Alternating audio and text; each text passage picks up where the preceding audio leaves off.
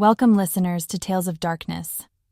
I'm Madeline, and tonight, I will take you deep into the heart of darkness with 3 true stories of encounters with the legendary Skinwalker. These tales are not for the faint of heart. So settle in, turn off the lights, and prepare for a journey into the unknown. It was a cold autumn night when I first encountered the creature. My friend Mark and I had planned this camping trip for weeks. We both needed a break from our stressful jobs, and the idea of spending a weekend in the woods near my family's cabin seemed perfect. We packed our gear, loaded up the truck, and drove deep into the forest, far from the hustle and bustle of city life. The first day was uneventful. We hiked, fished, and enjoyed the crisp, fresh air. By evening, we set up our tents near a small clearing and built a campfire. The night was eerily quiet, the kind of silence that makes your skin crawl. We talked and laughed, reminiscing about old times, but as the hours passed, a strange tension settled over us. Around midnight, we heard it, a distant, mournful howl. At first, we brushed it off as a coyote, but the sound was unlike anything we'd heard before. It was guttural, almost human-like, sending chills down our spines.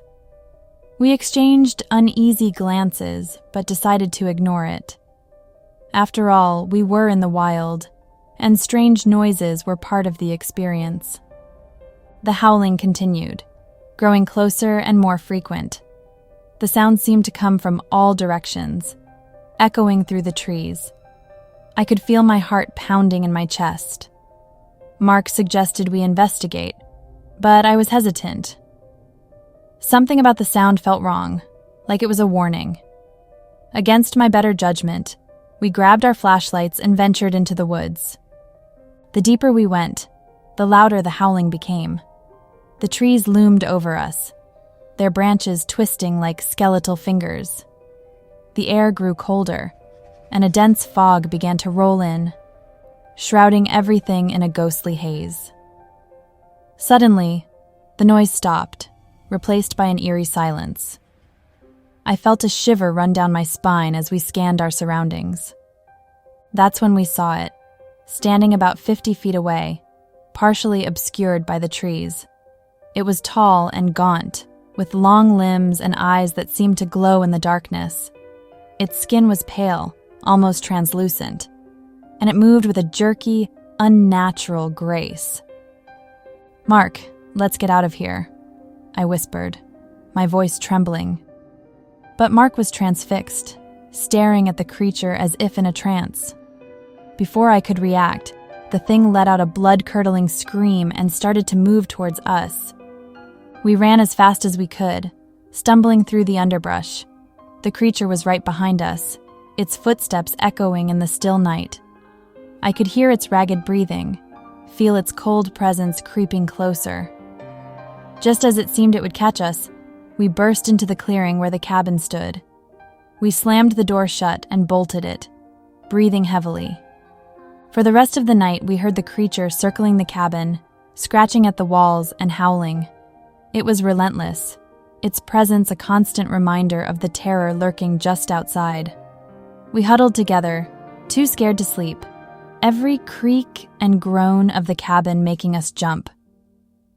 As the first light of dawn broke, the noises finally stopped. We waited a while before cautiously stepping outside.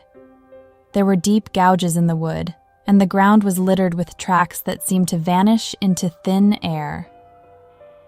We never spoke of that night again, and I never went back to those woods. But sometimes, late at night, I still hear the howling. Years passed, and Mark and I drifted apart. Life took us in different directions, but the memory of that night never left me. Occasionally, I would read about strange occurrences in the same forest. Hikers going missing, campers hearing strange noises, but I never dared to return. It was as if the woods held a malevolent spirit, one that had marked us forever. One particularly restless night, I decided to look up the history of the area. I discovered that the forest was once home to a small indigenous tribe, known for their deep spiritual connection to the land. They believed in the existence of skinwalkers, shapeshifters who could take on the form of animals and people. These creatures were considered both protectors and punishers, depending on how they were treated by the humans they encountered. This revelation sent a chill down my spine. Could it be that the creature we encountered was a skinwalker? Had we unknowingly trespassed on sacred ground? The more I read, the more convinced I became that we had come face to face with something beyond our understanding. Unable to shake the feeling, I decided to visit an elder from the local indigenous community. I wanted answers, closure. The elder listened patiently as I recounted our experience, her eyes never leaving mine. When I finished, she nodded slowly. "You have encountered a guardian of the forest," she said. "The skinwalker is not evil, but it is a protector of the land. You and your friend must have disturbed something sacred, something that warranted its appearance." I asked her what we could do to make amends, to find peace. She advised me to return to the forest, this time with offerings and respect. She gave me a list of items: tobacco, sweetgrass, and a small carved figure, and instructed me to leave them at the site of our encounter. With a mixture of fear and determination, I contacted Mark. Surprisingly, he agreed to join me. He too had been haunted by that night, and we both felt this was our chance to find some semblance of peace. We drove back to the forest, our hearts heavy with anticipation. As we set up camp near the clearing, the memories came flooding back. We followed the elders' instructions, laying out the offerings and speaking words of respect and apology. The night was still, the air thick with tension. Just as we finished, a familiar howl echoed through the trees, but this time it was different, less menacing, almost mournful. We stood still, listening, our hearts pounding. The howl was followed by a rustling in the bushes, and the creature appeared once more. But this time it kept its distance, watching us with those glowing eyes. For a moment we stood in silence, a strange sense of understanding passing between us. Then, as quickly as it had appeared, the creature vanished into the woods. The night was quiet once more. The oppressive feeling lifted. We left the forest the next morning, feeling a sense of closure. The experience had changed us, deepening our respect for the mysteries of the natural world. We never spoke of the creature again, but we both knew that it was out there, guarding the forest, watching over the land. And sometimes, when the night is still and the moon is full, I can almost hear the howling in the distance, a reminder of that cold autumn night and that skinwalker we encountered. I grew up on the Navajo reservation, where tales of skinwalkers were as common as the scorching desert sun. My grandmother used to tell us stories, warning us to never go out alone at night. She spoke of these creatures with such conviction that it was impossible not to believe her. As a teenager, I didn't pay much attention to these old legends, thinking them just stories to scare kids. One evening, after a long day at school, I decided to take a walk to clear my head. The sun was setting, casting long shadows over the landscape. I wandered further than I intended, losing track of time as I enjoyed the solitude. Soon, I realized I was alone in a vast, open desert. The beauty of the setting sun quickly turned into a sense of unease as the darkness began to close in. I turned to head back when I heard a familiar voice calling my name. "Sam, Sam." It was my sister's voice. She was supposed to be at home, miles away. Confused, I followed the sound, thinking maybe she had come looking for me. As I walked, the voice grew clearer, but something felt off. The tone was slightly distorted, almost as if it was mimicking her. "Sam, come here." I hesitated, a chill running down my spine. My grandmother's warnings echoed in my mind. Gathering my courage, I called out, "Sarah, is that you?" There was no response, just the sound of my own breathing and the distant cawing of a crow. I turned around to see a figure standing a few feet away. It looked like my sister, but her movements were jerky, unnatural. Her eyes glowed with an unnatural light, and her mouth twisted into a sinister smile. My blood ran cold. This wasn't my sister. I remembered my grandmother's stories of skinwalkers, creatures that could mimic voices and appearances to lure their prey. I backed away slowly, never taking my eyes off the figure. As I moved, the creature lunged at me with incredible speed. I ran, my heart pounding, every instinct screaming at me to get away. The thing chased me, its footsteps growing louder, but I didn't dare look back. Just as I thought it would catch me, I stumbled upon an old, abandoned hogan. I dove inside and barricaded the door. The creature circled the hogan, scratching at the walls and windows, but it couldn't get in. I stayed there until morning, too terrified to move. Every creak of the old structure sounded like the creature trying to break through. I barely slept, jumping at every noise. When the first light of dawn appeared, the scratching stopped. I cautiously stepped outside, and the creature was gone. The desert was eerily quiet, as if nothing had happened. I ran home as fast as I could, my legs trembling. My grandmother was waiting for me, her eyes filled with worry. She hugged me tightly and whispered, "You encountered it, didn't you? The Skinwalker." I nodded, unable to speak. From that day on, I never doubted the old stories. They were more than just tales. They were warnings, and I was lucky to have survived. The reservation felt different after that night, the air heavier with the weight of the unknown. I listened more closely to my elders, understanding now that their stories were not just remnants of the past, but a crucial part of our survival.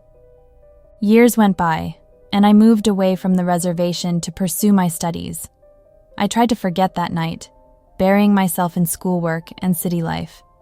But the memory always lingered at the back of my mind, a constant reminder of the encounter that had changed my perception of reality. One summer, I decided to return home to visit my family. It had been years since I'd been back, and I was eager to reconnect with my roots. My grandmother was older, her hair now fully white, but her eyes still held that same wisdom and strength. She welcomed me with open arms, and it felt good to be home. One evening, as we sat around the fire, I felt compelled to ask her more about the skinwalkers. She listened intently, her expression serious. "Grandmother, what can you tell me about the skinwalkers? Why do they appear?" She took a deep breath, her gaze fixed on the flickering flames. "Skinwalkers are ancient beings, Sam. They are guardians of the land, but they can also be vengeful spirits. They appear when the balance of nature is disturbed, or when something sacred is desecrated." I thought back to my encounter, trying to understand what might have triggered it. But why did it mimic my sister? Why did it come after me? Skinwalkers use deception to lure their prey. They take on the form of someone familiar to lower your guard. It's a powerful tool of manipulation and fear. Her words sent a chill down my spine. I had always believed that night was a random, terrifying experience, but now it seemed like there was a deeper reason behind it. Had I unknowingly trespassed on sacred ground? Was there something more to my family's history that I didn't understand? Determined to find answers, I began to research the history of our land. I spoke to elders, listened to their stories, and pieced together fragments of our past. It was a long and arduous journey, but slowly, the truth began to emerge. Our land was once the site of a great battle between rival tribes. Many lives were lost, and the spirits of those who perished were said to roam the desert, seeking vengeance and justice. The Skinwalkers were guardians of these spirits, ensuring that their rest was not disturbed. One night, as I pored over old documents and maps, I found a reference to an ancient burial ground near the spot where I had encountered the Skinwalker. It was a place of great significance, and the elders believed it was protected by powerful spirits. With this newfound knowledge, I decided to visit the burial ground. I knew it was a risk, but I needed to make peace with the past. I gathered offerings, tobacco, sweetgrass, and a small carved figure, just as my grandmother had taught me. The journey to the burial ground was long and treacherous. The desert was unforgiving, but I pressed on, driven by a sense of duty and respect. When I finally arrived, I felt a profound sense of reverence. The air was heavy with the weight of history, and I could almost feel the presence of the spirits watching me. I laid out the offerings and spoke words of apology and respect. I asked for forgiveness for any transgressions and promised to honor the memory of those who had come before us. As I finished, a sense of calm washed over me. The wind whispered through the desert, carrying away my words.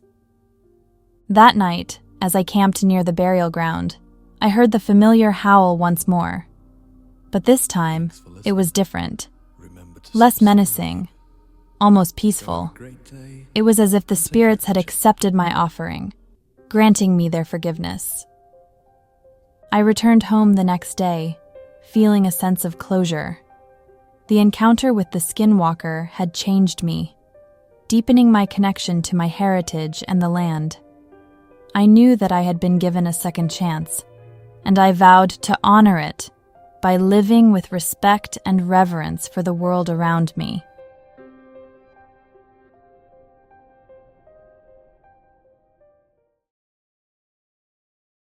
A few years ago, I took a job as a park ranger in the remote mountains of Utah.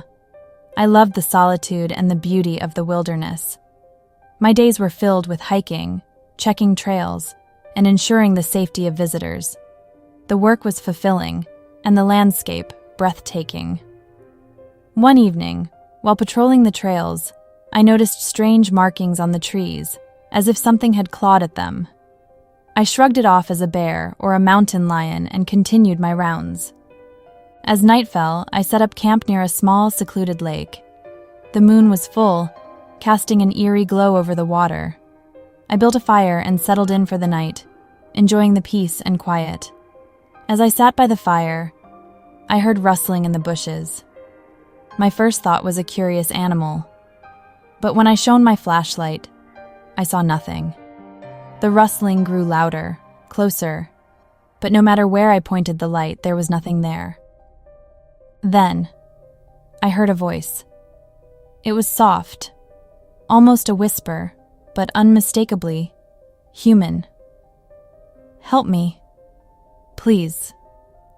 I stood up, heart racing, and called out, "Who's there?" No response, just the sound of the wind rustling the leaves. I grabbed my radio to call for backup, but it was dead. Panic set in. I knew these woods like the back of my hand, but I had never encountered anything like this. Suddenly, a figure emerged from the darkness. It was a man, or at least it looked like one. His eyes were hollow, his skin pale and stretched tight over his bones. He moved with an unnatural grace, almost floating towards me. "Please, help me," he repeated, his voice a haunting echo. I backed away, instinctively reaching for my knife. The man stopped, his eyes locking onto mine. In that moment, I felt a wave of dread wash over me. This was no ordinary person. It was something else, something ancient and malevolent. Before I could react, the man lunged at me, his fingers like claws. I slashed at him with my knife, but he vanished, reappearing a few feet away.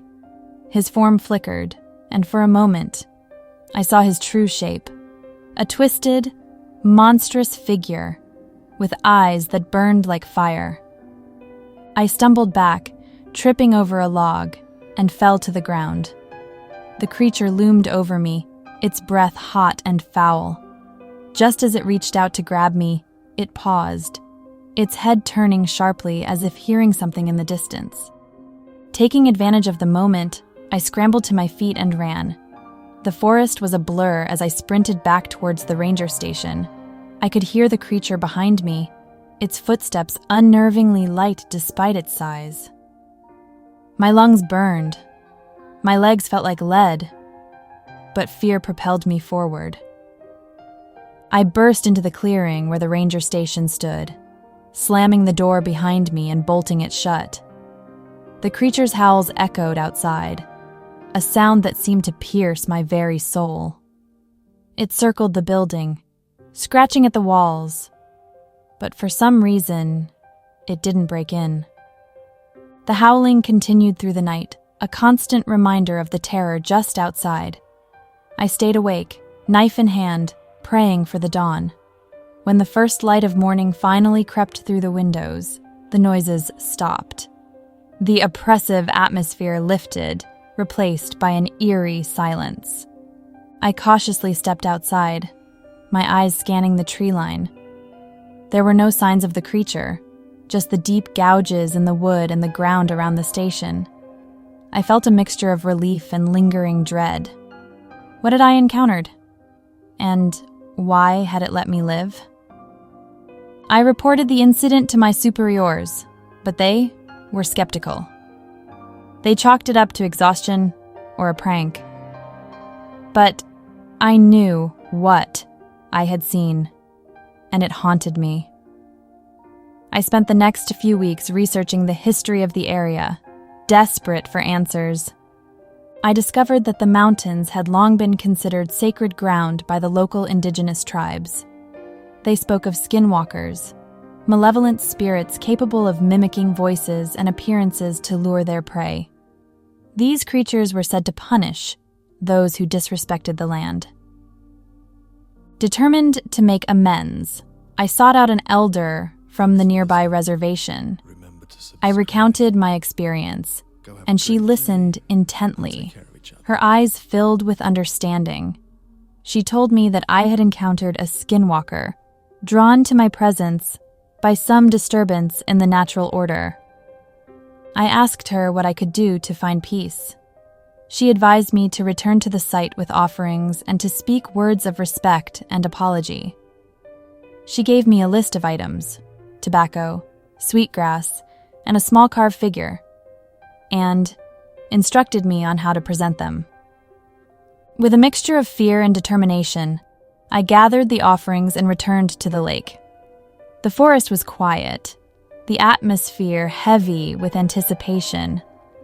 I laid out the items and spoke the words the elder had taught me, my voice trembling. As I finished, a gentle breeze rustled the leaves, and for a moment, I felt a presence around me. The oppressive feeling lifted, replaced by a sense of calm. I knew then that the spirits had accepted my offering.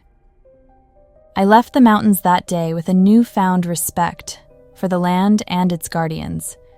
The encounter had changed me, deepening my understanding of the world and my place within it. I continued my work as a ranger, but with a heightened sense of reverence for the natural world. Years later, I still think about that night. The memory of the skinwalker's eyes haunts my dreams, but I take comfort in knowing that I made amends. The land is alive with history and power, and it is our duty to honor and protect it.